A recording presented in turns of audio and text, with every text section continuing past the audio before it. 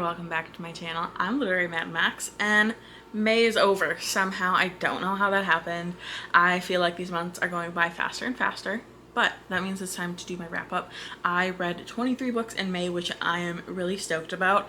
I read some really thick books, so I'm not mad that the number is not any higher. That's like a pretty solid number for me regardless, but as you'll see, I read some very thick books. And I had a lot of 5-star reads. Most of that is because I did read the Dungeon Crawler Carl series this month, and I loved most of them. But I had a few other ones that were also 5 stars, like really solid reading month, better than April for sure.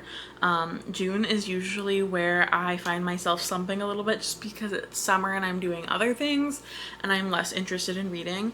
I'm hoping that I can push through that though and not have too bad of a slump this year. I could feel myself slumping a little bit in May, but I think I'm over it. I think we're doing okay. I think I was just in a little bit of a rut after I stopped reading the Dungeon Crawler Carl books. And since I've talked so much about the Dungeon Crawler Carl books already, let's chat about them. This is a lit RPG fantasy, which are new. That's a new sentence to me. Those are a new style of reading to me, which just means that there are a lot of stats involved. It very much feels like a video game. And the premise for this is Carl and Princess Donut. Carl was just about to break up with Bea, his girlfriend, when all of this started happening, and he, to get back at her, started smoking in their apartment, which Bea does not like. But in order to avoid the fire alarm, he opens the window and the cat gets out, Princess Donut. So he goes out and is trying to get her back in. He's only in his boxers and a jacket, and then everything with a roof on it, cars, buildings, fall flat to the ground, and then there's a voice that tells them that they can either try and survive on the surface or enter the dungeon and compete.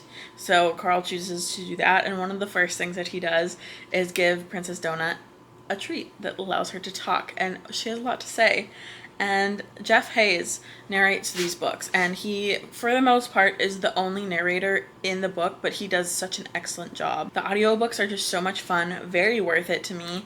Unfortunately, they are an Audible exclusive, but I did just have some credits from canceling my subscription, so I got most of these by money I already spent, which was great. In each book, they go about 1 or 2 levels, and each level is different, so there are different mechanics in each level, so it keeps it very like new and interesting, and also kind of allows Matt Dinniman to do just kind of whatever the fuck that he wants to do, which is very fun because he has a lot of cool ideas. I really liked the first book, just getting to see those relationships start building. But also, I really liked book 5, I think was my other favorite one, because we get to see Princess Donut yell at someone that you've been wanting her to be able to yell at for a very long time, through the whole series, so that part was great. And then I think my least favorite book is The Eye of the Bedlam Bride, which is book 6. I didn't like this book as much because I didn't like the fighting mechanic in it.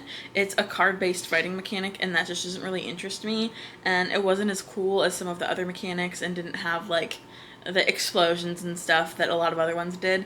Even in this book, like, because there's an audience watching this, it's essentially a game show, the audience didn't really like this mechanic either, so I think that's kind of interesting. There's actually 7 books out, but they haven't like traditionally published with these new covers the 7th book yet, and I'm waiting just because I don't want it to be totally over. I think that it's going to be a 10-book series, which is huge, but we still have book 7, and he publishes them relatively quickly. I did get to go to a talk that Matt Dinniman did this month and get a couple books signed, and there were so many people. It was very good though. And I vlogged my reading experience if you're interested in that. This is like a 5-star series for me. I'm really enjoying them. I do think that I like the old covers better. I think that it encapsulates the vibe of the series way better than these do, but these are much easier to find at this point, so that's what I will be collecting because I do definitely want my shelf trophies of these books. Overall, a 5-star series. I pretty much gave every book in the series 5 stars except for a couple, so this was a really solid start to my month. I do think it set me up for a little bit of a slump, but I did push through. It didn't feel too bad. The other series that I made some progress in this month was the Faithful and the Fallen series by John Gwynne. I read Malice and Valor, and they are really solid. I do find myself comparing it to the Bloodsworn saga pretty often. I think that there are a lot of characters that feel one-to-one between the series, but other than that, I think like the magic system is a bit different. We're still following gods, but the gods work very differently between the two series. And the main character that I was mostly invested in the Bloodborne saga was Orca. Orca is one of my favorite characters of all time, but in this one we're mostly following like this chosen one's rise to power, and his name's Corbin. I like him. I definitely like him so far, and I'm invested in a few of the other characters, but there are so many character POVs we get, and some of them we only get for a chapter here and there, and I don't know that they necessarily always add to the story. I think that that is where this series really struggles for me, but I am invested in the plot, and all of the characters' storylines are finally like intertwining, so I find myself a lot more invested in pretty much everybody at this point.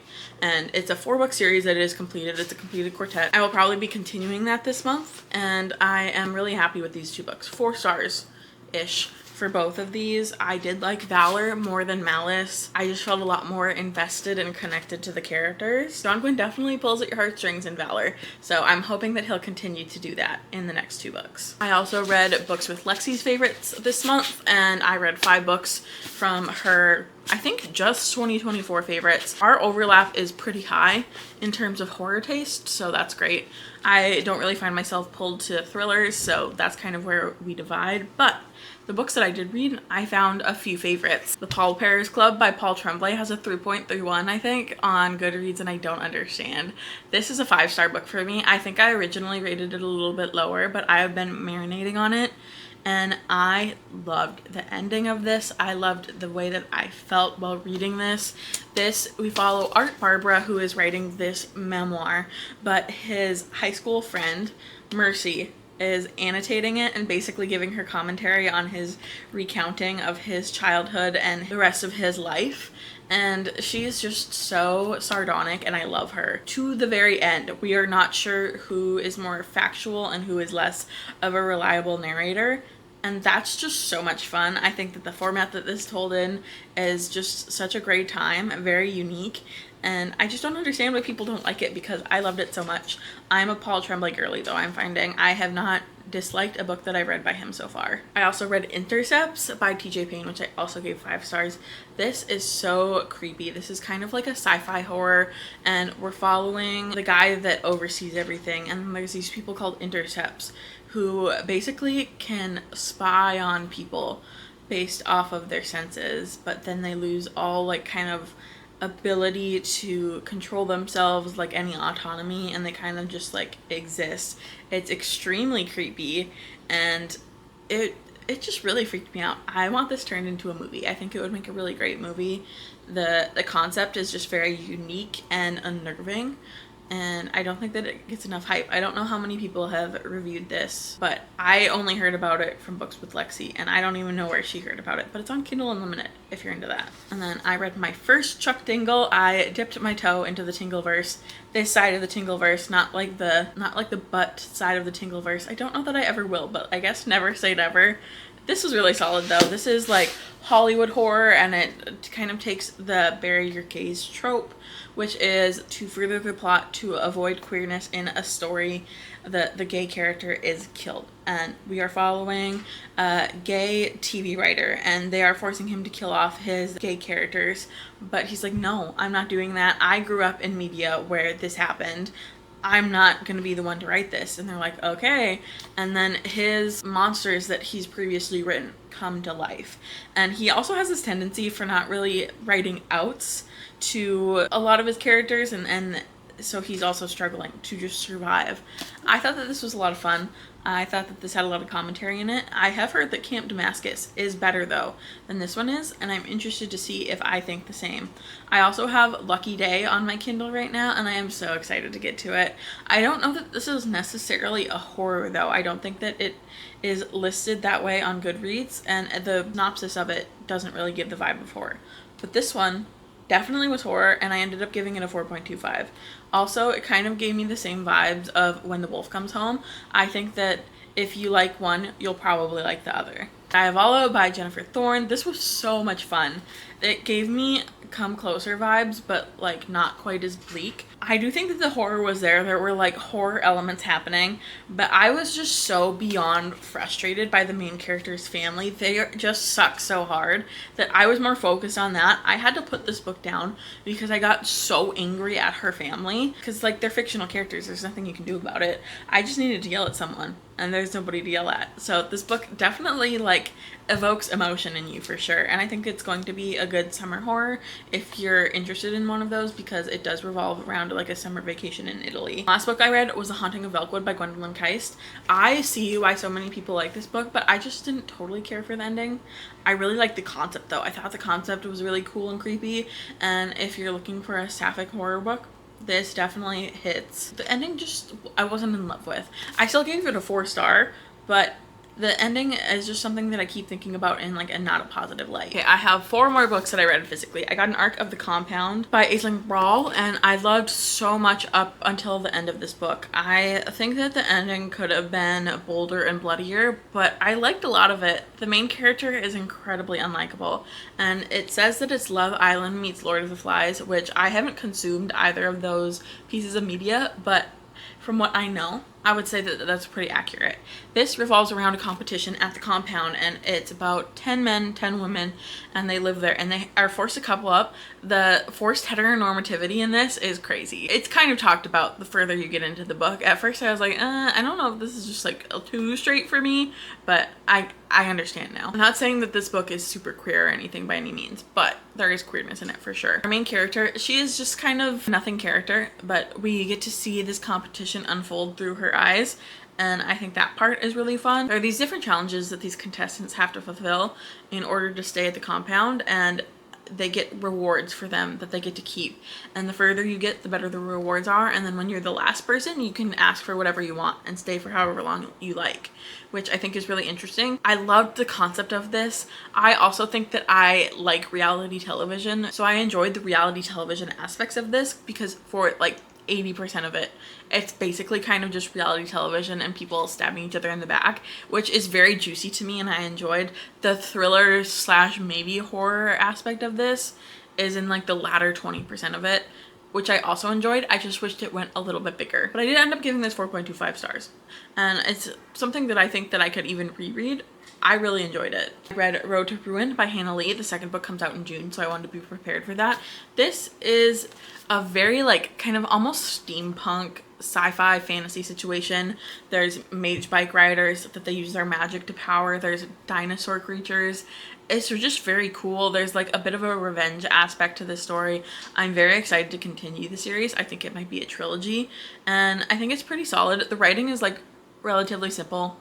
It feels, you know, not like super intricate or unique, but I did have a great time and I'm excited to continue. Also, a lot of messy relationships in this, which that's such a bonus for me. Oh, I gave that one 4 stars. And then I just most recently finished A Song of Legends Lost by M.H.E. Indy. This comes out on June 3rd. If you subscribe to Illumicrate though, you've already gotten it because this did come out in the UK much earlier. The magic system in this I really enjoyed. It's like ancestral magic, and it felt very unique to me.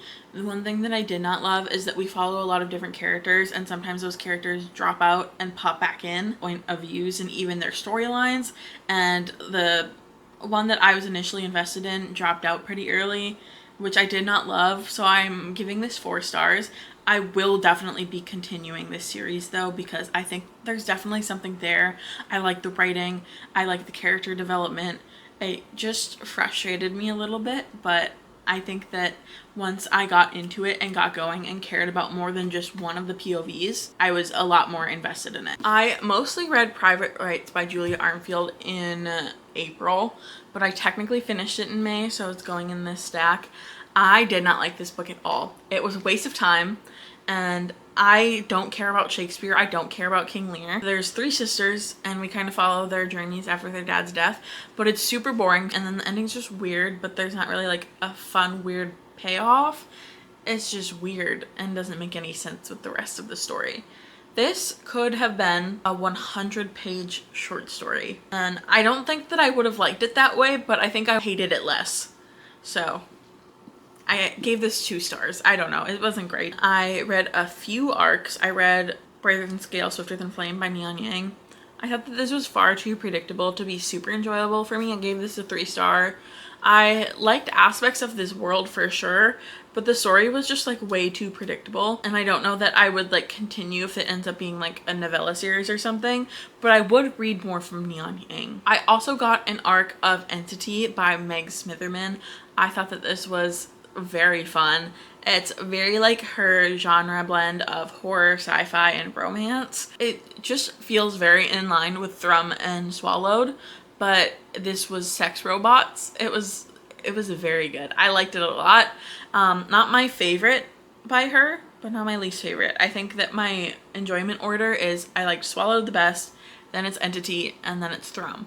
And I gave Thrum 4 stars. Like, I didn't hate any of these books, but I just really liked Swallowed, I think. I also listened to When Devils Sing by Zan Kaur.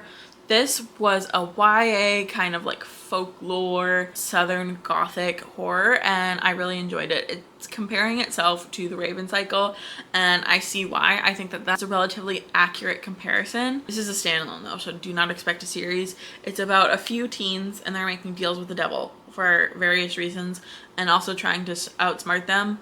Really just trying to survive. And there's 3 different devils that you can make deals with. And I just liked the vibe, the atmosphere that this book gave. I think that the audiobook itself was also produced super well too. It's a full cast. Really enjoyed it. They had 2 main characters who were girls, voiced by different people, which I appreciated because the voices were distinct, both like audibly but also just like in the writing they were very distinct, and I thought that really added to it. There is also a musical element to this, but nobody sang, which I personally really appreciated. I hate singing in an audiobook. It is just not for me. They were also songs that, like, it wasn't a song the author had to write. They were like classic songs that you know well. Like, I don't need to hear the audiobook narrator reading them, so I really appreciated that. There was a few, like, I think like instrumentals occasionally, which I'm totally fine with. I think that added to the story. I ended up giving this a 4.25. Really solid YA horror debut. I will be reading more from this author for sure. Also, primarily read this book in April, but finished it in May, and that's Feeders by Matt Serafini. This follows a girl who is just like so jealous of her best friend. So toxically jealous of her best friend that does significantly better on social media, mostly like Instagram. And there's this new social media that pops out, and she's like, let me sign up for that. And it works very differently than other social medias, and she starts doing like these shock gore videos that start to gain popularity. It's super dark. It reminded me a little bit of Negative Space. It made me feel the same way, like a very over the top kind of camp horror. Don't like run out and go get it. It's definitely not one that I'm gonna be like recommending to everybody or all the time. The Night and the Moth by Rachel Gillig. It's my first Rachel Gillig. I still have not read One Dark Window and Two Twisted Crowns. I said I was gonna read it last fall and didn't. I'm hoping to read it this fall because I think Rachel Gillig's like gothic writing really like fall really serves it and adds to like the vibes and the atmosphere, so I will be saving that. But it also was creepier than I thought it was going to be. It wasn't like, you know, can't read it, but I really liked the vibes of it. I liked the relationship that happened. I liked the gargoyle that calls everybody Bartholomew. That was a fun little comedic element to it, and I thought it was a really solid 4-star. Not like my favorite romantasy ever, but definitely want to read more from Rachel Gillig, and I've gotten a lot pickier with my romantasy, so that's like pretty high praise from me. We're following a nun who's a part of this like kind of cloister, and they hide their faces, so I loved that like mental image aspect of it, and they can kind of like divine your dreams, and I love dream magic. This really set me up for success and kind of like met my expectations, so I just had a grand time doing it, and I thought the audiobook was pretty solid too. I also finished The Jasad Crown this month by Sarah Hashem. It comes out, I believe, in July. It is just the best enemies to lovers romantasy duology I've ever read. That it's true enemies to lovers, and there's so much yearning in it. The magic system's really cool. I really like the characters. It's just such a perfect duology. It was 5 stars for both books. Did not disappoint me at all, and I can't wait to recommend it and have other people read it because I will be recommending it all the time.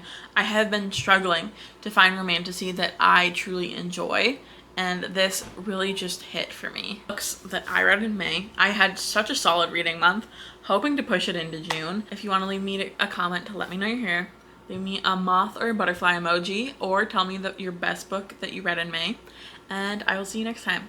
Bye!